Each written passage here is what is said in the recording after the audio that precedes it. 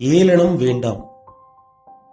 காளான் ஒன்று தன் அருகிலுள்ள ஆலமர விதையை பார்த்து, ஒரே நாளில் நான் வளர்ந்து விட்டேன், பார்த்தாயா?